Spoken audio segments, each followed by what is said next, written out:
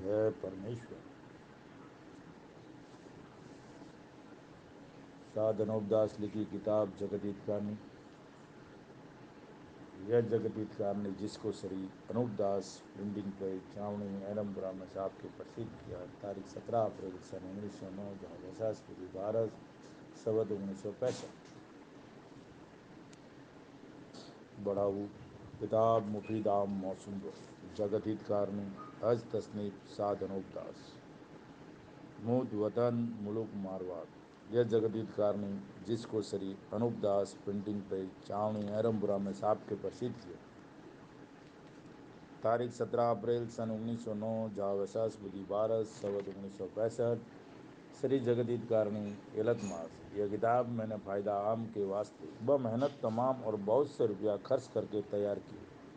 इस वास्ते सब सज्जनों से यह प्रार्थना है कि इस किताब को तमाम व कमाल व हरूप व गौर तमाम पढ़े और सोचे समझे इन बनियों के जाल से बचे। परमात्मा ने नम हजार हजार शुक्र है उस ज्योति स्वरूप निरंजन निराकार का है कि जिसने जमीन व आसमान को बनाया और तमाम सृष्टि को पैदा किया, परंतु उसकी कारीगरी का भेद किसी पर जाहिर नहीं हुआ कि क्या भेद है। फिर मेरी जबान से ईश्वर परमात्मा की तारीफ अदा नहीं हो सकती। और दूसरा मजमून पद और समुद्र के है सो कलम से लिखा जाता है कि जो करतब मैंने इन सौदागर माजदान के देखे वो अजब तरह के नजर आए, जिससे मुझ गरीब साध अनूपदास को तमाम जान के हिंदू मुसलमान साध संत पंडित फकीर और मुल्कों के राजा महाराजा और सातों आठों सब विलायतों के बादशाह दिगर अंग्रेज वगैरह की खिदमत में हाथ जोड़कर अर्ज करना लाजिम आया कि जिसको जादूशाला और राक्षस विद्या और काफिर विद्या और इंद्रजाल कहते हैं, वो एक किस्म का पाप है कि जिस तरह से रावण ने चलाया था और मैं और मौत को कब्जे में कर ली थी, पाप के सबब से यानी होम करा के बुद्धि भी भ्रष्ट कर दी थी। इंद्रजाल के पाप से और काल वगैरह पड़ा करके लक्ष्मी अपने काबू में करके लंका में ले गया था। और उसी तरह से हिरणाकंस राजा ने भी चलाया था और उसी तरह से कंस राजा ने भी चलाया था और उसी तरह से कारून बादशाह ने भी चलाया था। और रावण हिनाकंस कंस कारून वगैरह की तरह से बल राजा के बाद से इन सौदागर महाजनान ने भी राक्षस विद्या का पाप चलाया है। सो इन बनियों ने भी मेघ और मौत को सारे कर लिए और बुद्धि भी भ्रष्ट कर दिए पाप के सबब से कि जिस दिन से इस हिंदुस्तान में काल पढ़ाना बल राजा के बाद से शुरू किया है, सो इन्होंने भी काल पड़ा के रावण वगैरह की तरह से लक्ष्मी और धन काबू में कर लिया और जहाज़ों में लाद लाद के दरियाओं के पार ले गए है कि जैसे रावण लंका में ले गया था उसी तरह से ये बनिए भी दरियाओं के पार ले गई है। सो ये राक्षसी पाप धन लेने के वास्ते काल बढ़ाने का पाप चलाया है। सो धन हिंदुस्तान का तो काबू में कर लिया है, परंतु धन हिंदुस्तान में बहुत था और अलावा इसके दूसरी बादशाहों में बहुत था, जिसका सबूत वेद की किताबों में लिखा है कि सतयुग में सोने का ठाठ और पाठ था। गरीब गुरबा के घर में सोने चांदी के बर्तन थे और पग पग पर रत्नों की खाने सुनी जाती थी, जिसकी कुछ गिनती नहीं हो सकती थी। सो राजा बादशाहों के टोटा किस बात का था। इस सबब से तमाम खलकतों को यकीन दिलाया जाता है कि बल राजा के ज़माने तक मौजूद होने खाने सोना चांदी वगैरह के सज्जुग रहा, क्योंकि उस ज़माने में चांदी सोने का ठाठ और पाठ था और धान वगैरह भी बहुत होता था, क्योंकि सतयुग में काल वगैरह नहीं पड़ता था, इससे धान वगैरह सतयुग में बहुत होता था। जब से इन महाजनान ने काल बढ़ाना शुरू किया है, जिस दिन से दिन दिन जमाना बुरा होता जाता और काल वगैरह ये बनिए लोग नहीं बढ़ावे तो सदा सतयुग ही है, परंतु बल राजा के बाद से जो तरह तरह के रोग और काल वगैरह पढ़ाने शुरू किए हैं, जब से धन दुनिया का खींच रही है और सबको निर्धन कर दिया है, बल्कि दिन दिन बुरा होता जाता है। सो यह फितूर सौदागरान के राक्षसी पाप का है, क्योंकि इन्हों की दुकानें दूसरी बादशाहों में पहुंच गई है। सो अब उनके बाल बच्चों को गारत करके उनका धन भी काबू में करेंगी कि जिस तरह से हिंदुस्तान को गारत कर दिया है, उसी तरह से दूसरी बादशाहों को भी गारत करेंगी। और अलावा इसके जिन जिन बादशाहों को हिंदुस्तान में लाना चाहते हैं, तो हिंदुस्तान का लोग बता बता के सब बादशाहों को गारत करेंगे और आप मिले के मिले रहते। और हिंदू मुसलमानों के बच्चों को दूसरी विलायतों से मरवा देते हैं और अपने बच्चों को बचाए रखते हैं और हौले हौले आखिर में सातों आठों विलायतों को गारत करवा देंगी, जैसे कि रावण ने दुनिया के गारत करने को जाल चलाया था कि सब विलायतों में जब थोड़े से आदमी रह जाएंगी, जब मेरा चार कूट में राज हो जाएगा तो कोई मेरा राज छीन नहीं सकेगा। उसी तरह से इन बनियों ने भी यही सोच कर ये जाल चलाया है और पहले ही सबकी अकल अपने राक्षसी पाप से खराब कर देते हैं, क्योंकि सातों आठों विलायतों के लोग हिंदुस्तान के लोभ के वास्ते आपस में लड़ लड़ के गारद हो जाएंगी। जब सातों आठों और सब विलायतों में आदमी थोड़े रह जाएंगी तो चार घूट में हमारे बच्चों का राज हो जाएगा, तो फिर हमारा राज कोई नहीं छीन सकेगा। जब सब विलायतों में आदमी थोड़े रह जाएंगी और ये बनिए ये जानते हैं कि हमारी औलाद ज़्यादा रह जाएगी, तो फिर हमारा राज कोई नहीं छीन सकेगा। सो तो दुनिया में हिंदुओं में कहते हैं कि ऐसा खड़जग आवेगा कि 100 कोस पर एक छोटा सा गावड़ा मिलेगा, और मुसलमानों में ये कहते हैं कि 100वीं सदी ऐसा बुरा वक्त आवेगा कि काल वगैरह बहुत होगा और रिजक वगैरह कम होगा, तो आदमी को आदमी खाने लगेगा। सो पहले से ही ऐसी ऐसी बातें दुनिया में चला दी है। सो दुनिया में अच्छे अच्छे बड़े गुणी लोग कहते हैं, सो जैसे दुनिया में बुरा होने के पहले से बात चलाई है उसी के मुताबिक दुनिया के नाम का इंद्रजाल का पाप कराते हैं, वैसा ही बुरा हो जाता है। और ये ऐसी ऐसी बातें बुरा होने की चलाई तो बनियों ने है और अगले सदी लोगों के सर अपने बचाव के वास्ते रख देते हैं। सो वो लोग तो हमारे तुम्हारे मुताबिक आदमी बंदा थे, क्योंकि रचना तो पैदा करनते ने रचिए, उस पैदा करनते ने अपने नाम के वास्ते, क्योंकि वो तो पैदा करनता सब संसार और विलायतों के ऊपर दया रखते। ये तो काफरी पाप और इंद्रजाल का पाप करने वाले बेईमान पाप कराते हैं, जिससे दुनिया में बुरा होता है। और काफरी पाप और इंद्रजाल का पाप दुनिया में कई बार चलाया है और दुनिया ने दुख पाकर छोड़ाया है। जब दुनिया की औलाद बची है और ये कदीमी जाल यानी ठेठ से बनियों का ही है और बनिए लोगों ने ही चलाया है। और रावण हन्नाकंच और कंस कारून वगैरह को अपने पाप में से थोड़ा थोड़ा सिखा करके इन बनियों ने जाल में डाल के मरा दिए और तमाम कदीमी जाल अपने पास ही रखते हैं और वो पाप छोड़े नहीं आने देते हैं और इनका जाल पकड़ा नहीं जाता है। इस सबब से दुनिया में दुख रहता जाता है, क्योंकि इनका पाप आलोप है, इससे मालूम नहीं हो सकता है। और जो मेरे को इन्होंने सम्मामुख कल्पाया है, जैसे कि रावण ने शनिचर को सम्मामुख कल्पाया था और शनिचर को मालूम पड़ी और संसार को वाकिफ किया था, उसी तरह से मेरे को भी सम्मामुख कल्पा दे, जिससे मुझको भी मालूम पड़ी है, जिससे आप लोगों को वाकिफ करता हूँ। सो हिंदुस्तान में रावण हरणाकंस कंस कारून वगैरह ने इन बनियों के शामिल ही जन्म पाया था। जब उन्हों को ही खबर नहीं पड़ी तो दूसरी विलायतों के राजा बादशाह को क्या खबर पड़ने देंगी। और सातों आठों विलायतों और अंग्रेज वगैरह के आगे मेरी हाथ जोड़ के अर्ज है कि जब रावण वगैरह को इन बनियों ने खबर नहीं पड़ने दी, तो आप लोग तो दूसरी विलायत के हो, आपको किस तरह से खबर पड़ने देंगी। और मैं इस वास्ते लिखता हूँ कि आप लोग तो 8-7 विलायत हो और हिंदुस्तान एक विलायत है, और यहाँ हिंदू मुसलमानों के बच्चे सिवाय इन बनियों के अगर गरीब होकर भी रहेंगे तो जादू से बुद्धि भ्रष्ट करके और आप उसमें लड़ा करके मार देंगी। जब आप लोगों को मालूम होगा कि हिंदू मुसलमान बदमाश है और आप लोगों को ये मालूम नहीं कि तमाम संसार की जादू से बनियों ने बुद्धि भ्रष्ट करी है। जब भी आप सातों आठों विलायतों के हाथों से मरवा देंगी, सो आप लोग इन कुलंकियों का जाल छोड़ाओगे तो आप लोगों की और सबकी ही औलाद उभरेगी और आपके इकबाल से हिंदू मुसलमानों की औलाद उभरेगी, आपके इकबाल से हिंदू मुसलमानों की भी औलाद उभरेगी, यानी सब संसार की। और खुद ये बनी आप लोगों से मिले के मिले रहते और अपने दगा की खबर नहीं पड़ने देते, और आखिर में दगा से आप लोगों के बच्चों को भी गारत करेंगी। सो इन बनियों ने अपना राज चार कूट में करने की वास्ते और अपने मतलब के वास्ते ये जाल चलाया है, जिसे आप लोगों को हिंदुस्तान में लाते हैं। सो सातों आठों विलायतों को आप उसमें लड़ा कर गारत कर देंगी। फिर ये कुलंगी जब संचार थोड़ा रह जाएगा, जब अपना राज करेंगी, जिसे हिंदुस्तान में दूसरी बादशाह के लोगों को लाते हैं। परंतु ये जाल इन सौदागर महाजनान ने बल राजा के बाद से चलाया है और दूसरी बादशाहों को और सातों आठों और सब विलायतों में राज करने के सबब से बल राजा के बाद से लाने लगे हैं। सो उनका भी धन लेने के गरज से और धन का लालच दे के वास्ते राज कराने हिंदुस्तान के लादे।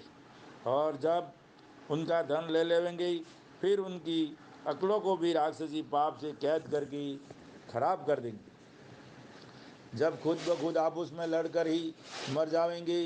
सो ऐसे ऐसे इन सौदागर महाजनान ने इस जहान में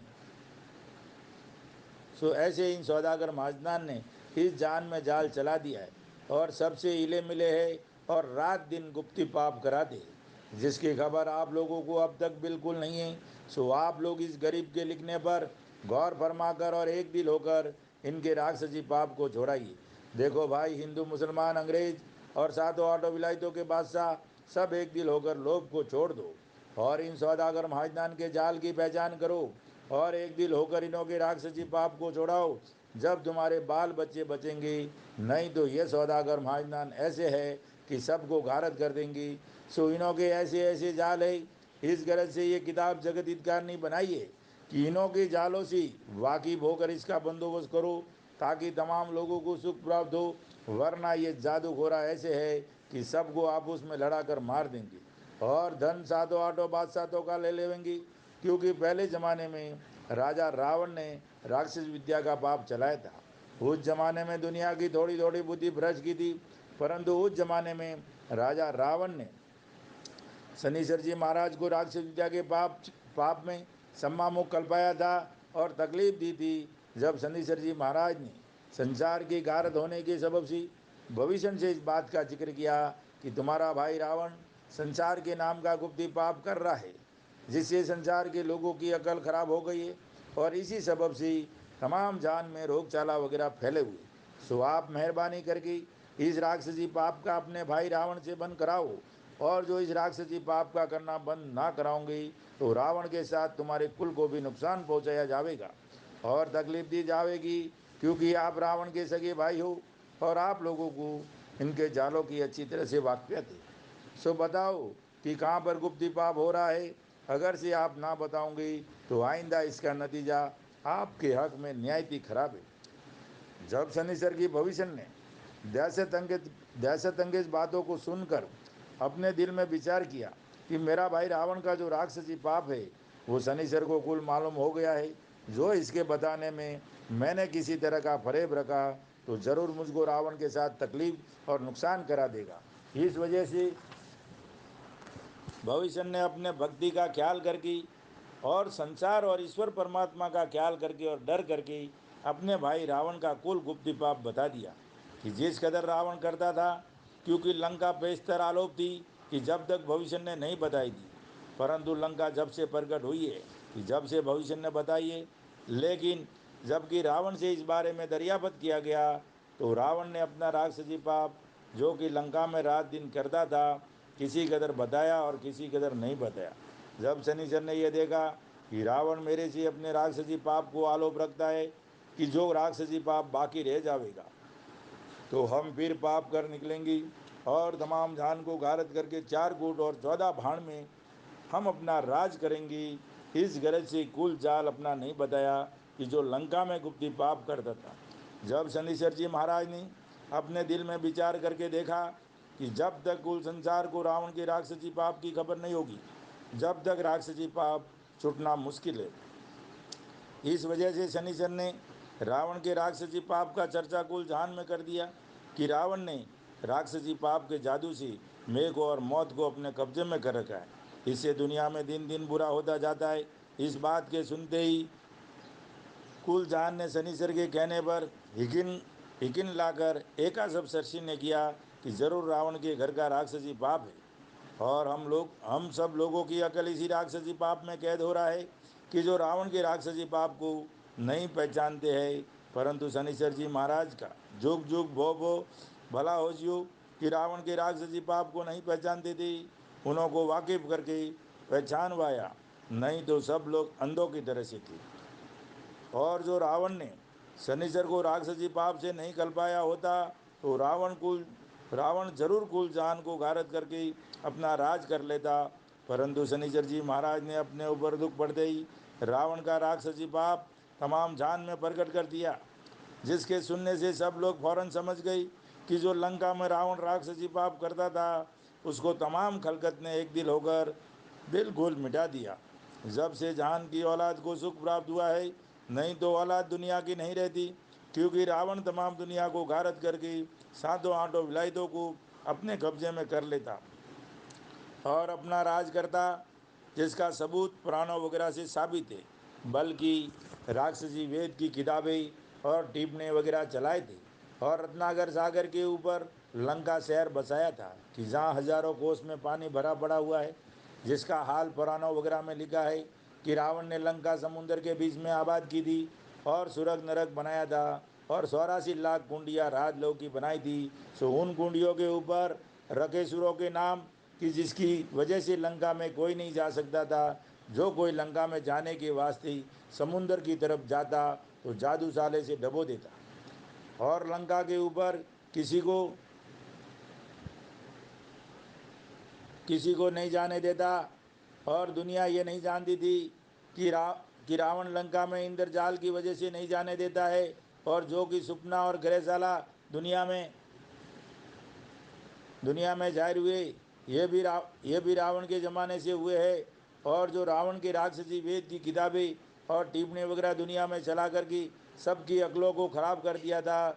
सो ये बात भी वेद की किताबों में लिखी हुई है कि रावण ने राक्षसी वेद की किताबें और टिप्पणी वगैरह दुनिया की अक्लों को फेरने के लिए चलाई थी, जिसका सबूत पुराणों वगैरह से साफ प्रकट होता है। परंतु रावण के जाल मिटाने के वास्ते तमाम दुनिया लंका में पहुंचने के वास्ते तैयार हुई, परंतु दुनिया को ये पता नहीं लगा कि लंका में किस तरह से जा सकेंगे। फिर कुछ अरसा गुजरने के बाद ये तजवीज़ की कि तमाम सरसी के राजा बादशाह और रईत वगैरह ने एक आकर के बड़ी भारी फौज बनाई और जो कि राजा रावण के भाई बेटे फौज समेत हिंदुस्तान में रहते थे उनको पकड़ पकड़ कर पूरा तंग किया। जब रावण के भाई भविष्य ने कि रावण का राक्षसी पाप चलाया हुआ था, वो तमाम राजा बादशाहों को और दुनिया वगैरह को भविष्य ने बता दिया। देखो, जबकि शनिचर ने रावण के राक्षसी पाप का पता लगा दिया था और वाकिफ किया जब दुनिया की औलाद बची है, परंतु रावण तमाम दुनिया को मार के धन अपने काबू में कर लेता, तो शनिचर का नाम इस दुनिया के ऊपर सिर्फ नेकी करने की वजह से अमर रहा है कि जो रावण का राक्षसी पाप था उससे दुनिया को बचाई।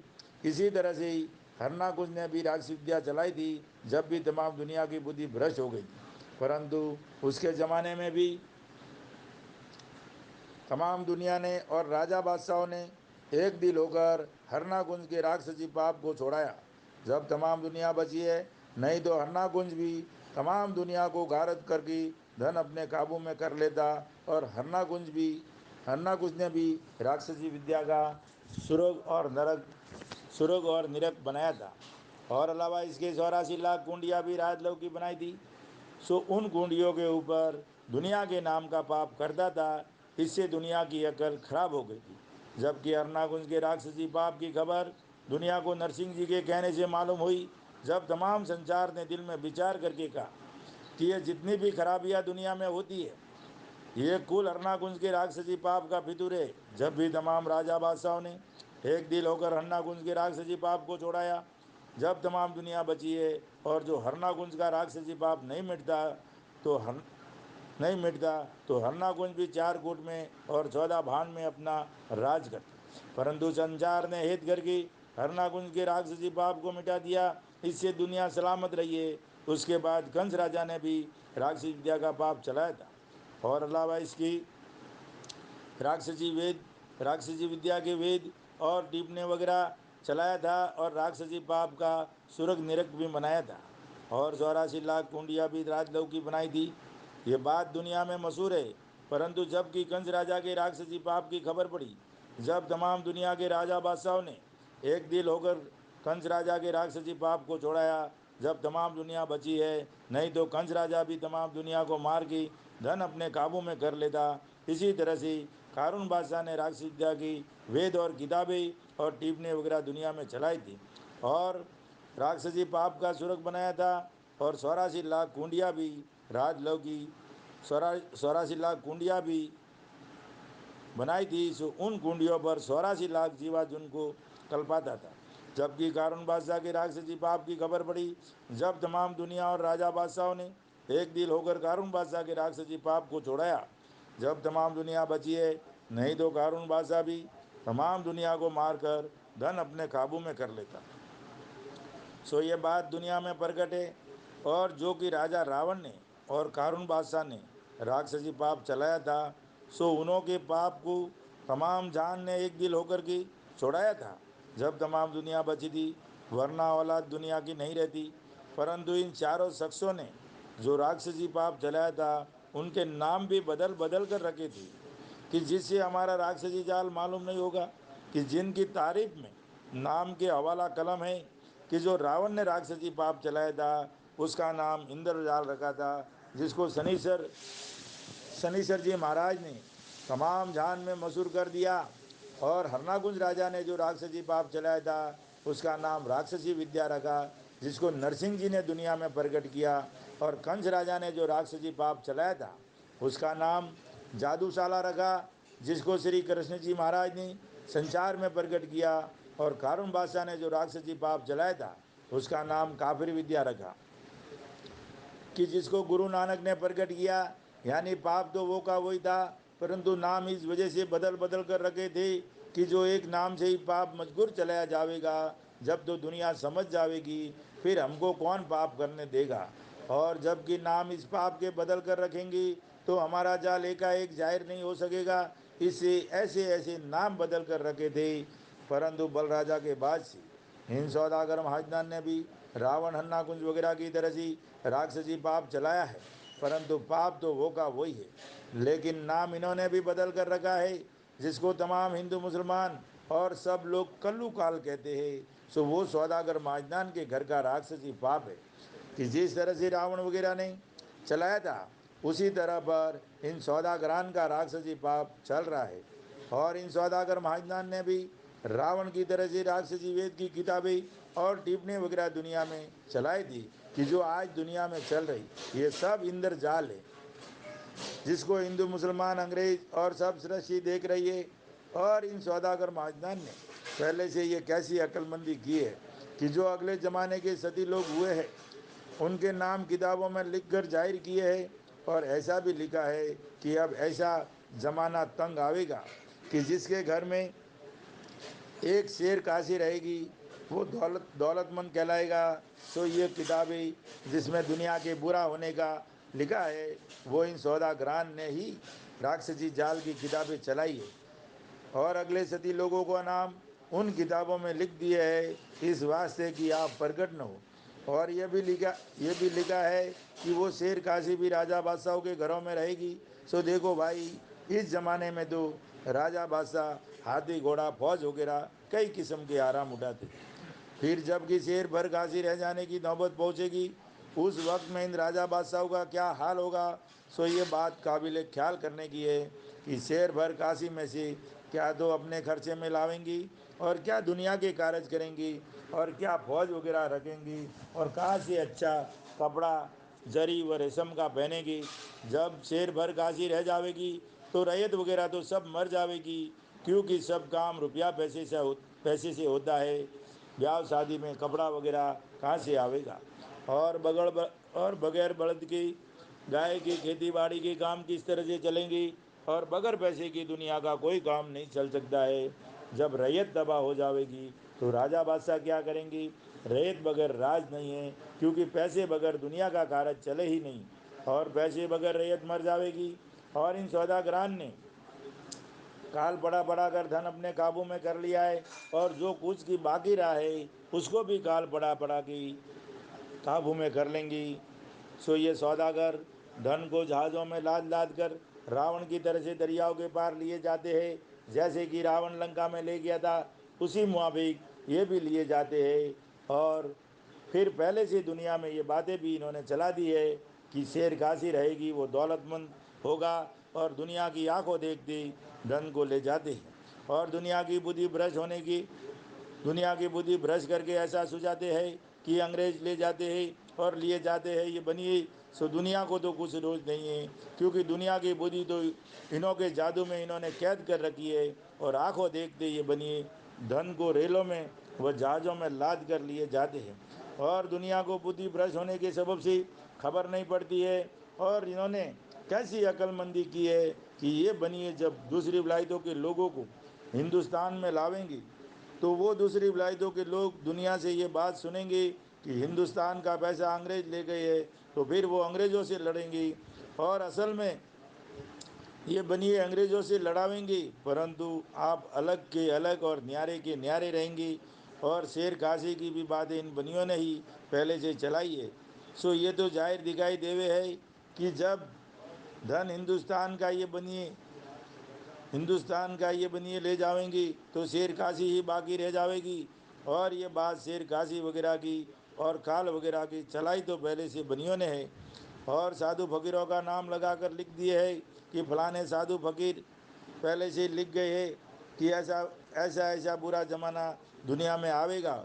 सो अगर साधु फकीरों को पहले से मालूम होता तो वो ये भी लिख जाते कि ये बनिए राक्षसी जाल दुनिया का बुरा होने के वास्ते चलावेंगी।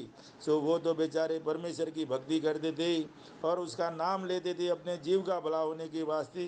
सो ये बनिए इस जाल को प्रगट और चौड़े न होने के वास्ते अपने सर रावण के मुआफिक नहीं लेता, जैसे रावण अपने सर।